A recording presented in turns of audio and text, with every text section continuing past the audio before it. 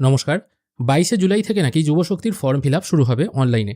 এই নিয়ে কিন্তু বিভিন্ন মানুষ আমাকে কমেন্ট করেছেন।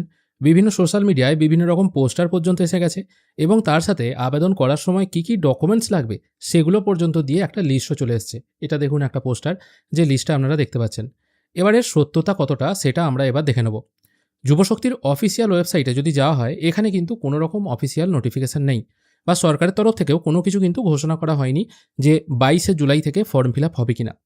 যদিও বাজেটে ঘোষণা করা হয়েছিল অক্টোবর মাস থেকে ভরসা কার্ড নামে একটি প্রকল্প চালু করা হবে, যেখানে যারা গ্র্যাজুয়েট মানে স্নাতক পাস করে এখনও পর্যন্ত বেকার আছেন তারা পাবেন প্রতি মাসে ৩,০০০ টাকা, এবং যারা স্নাতক নন, মাধ্যমিক বা উচ্চ মাধ্যমিক পাস করে বসে আছেন এবং বেকার আছেন, তারা পাবেন প্রতি মাসে ২,০০০ টাকা। এটাই কিন্তু দেওয়ার কথা বলা হয়েছিল।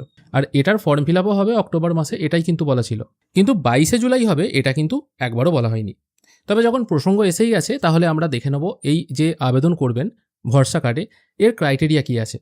নর্মালি বলা হয়েছিল ২১ থেকে ৪৫ বছর বয়সী যদি আপনি হয়ে থাকেন, তাহলে কিন্তু আপনি এখানে আবেদন করতে পারবেন। এবার যদি কোনো গ্র্যাজুয়েট ২১ থেকে ৪৫ বছর বয়সী হয়ে থাকে এবং এখনও যদি বেকার থাকে, তাহলে তারা আবেদন করতে পারবে এবং তাদের আবেদন অ্যাপ্রুভ হলে তারা পাবে ৩,০০০ টাকা। এবং যারা গ্র্যাজুয়েট নয়, মাধ্যমিক বা উচ্চ মাধ্যমিক পাস, তারা যদি ২১ থেকে ৪৫ বছর বয়সী হয়ে থাকে এবং তারা যদি আবেদন করে, তাহলে কিন্তু তারা পাবে প্রতি মাসে ২,০০০ টাকা। পশ্চিমবঙ্গের বাসিন্দা অবশ্যই আপনাকে হতে হবে, কারণ এটা পশ্চিমবঙ্গের জন্যই স্কিম।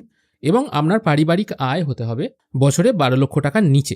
১২ লক্ষ টাকার ওপরে হলে হবে না। মানে প্রতি মাসে ১ লক্ষ টাকার নিচে যদি আপনার আয় হয়, তবেই কিন্তু আপনি এখানে আবেদন করতে পারবেন। এবার বলতে পারেন আবেদন করার জন্য কী কী লাগবে। ঠিক একই রকম অন্নপূর্ণা যোজনায় যেমন আবেদনের ক্রাইটেরিয়া বলা হয়েছিল। কী ক্রাইটেরিয়া বলা হয়েছিল? আপনাকে ভারতের নাগরিক হতে হবে। এসআইআরে আপনার নাম যদি বাদ চলে যায় এবং আপনি যদি ট্রাইব্যুনালে আবেদন করে থাকেন, তাহলে কিন্তু আপনি এই প্রকল্পের সুবিধা পাবেন। যদি দেখা যায় আপনার নাম বাদ চলে গেছে কিন্তু আপনি এখনও ট্রাইব্যুনালে আবেদন করেননি, তাহলে কিন্তু আপনি এই প্রকল্পের সুবিধা পাবেন না। এছাড়া আবেদন করার জন্য ভোটার কার্ড, আধার কার্ড, ব্যাংকের বই হয়তো লাগতেও পারে, আবার নাও লাগতে পারে, কারণ অন্নপূর্ণা যোজনায় দেখেছি ডিবিটির মাধ্যমে টাকা দেওয়া হচ্ছে, তাই এটা ডিবিটির মাধ্যমেও দেওয়া হতে পারে।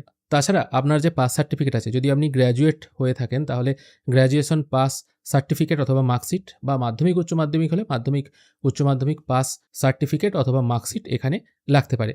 পাসপোর্ট সাইজ ফটোও লাগতে পারে, কারণ আমরা যুবসাথীতে দেখেছিলাম পাসপোর্ট সাইজ ফটো কিন্তু লেগেছিল। এটাই হচ্ছে মোটামুটি ব্যাপার। তবে ভিডিওটা বানানোর আরেকটা কারণ আছে, হয়তো আপনারা দেখতে পাবেন সোশ্যাল মিডিয়ায় হয়তো কোনো লিঙ্ক দেওয়া হয়েছে, সেই লিঙ্কে ক্লিক করে আবেদন করুন, এরকম হয়তো বলতে পারে। অন্নপূর্ণা যোজনারও যেমন বিভিন্ন রকম থার্ড পার্টি ওয়েবসাইট এখনও পর্যন্ত আছে, সেখানেও তথ্য দেওয়ার অনেক জায়গা আছে। এরকম বিভিন্ন রকম ওয়েবসাইট কিন্তু আসতে পারে। আপনারাও ভাবলেন হয়তো প্রথম আবেদন করে দিই, তাহলে টাকাটা পেয়ে যাব। এটা কিন্তু বড় কথা নয়। সবসময় চেষ্টা করবেন অফিসিয়াল ওয়েবসাইট কোনো লঞ্চ হয়েছে কিনা এবং সরকার থেকে কোনো কিছু ঘোষণা হয়েছে কিনা। যদি কোনো কিছু ঘোষণা হয় তবেই কিন্তু আবেদন করবেন, তার আগে কিন্তু আবেদন করবেন না। আপনার তথ্য কিন্তু মিসইউজ হতে পারে। অনেকেই গতকাল থেকে প্রচুর কমেন্ট করেছেন, তাদের জন্য ভিডিওটা বানিয়ে দিলাম। আজকের ভিডিও এখানেই শেষ করছি। ধন্যবাদ।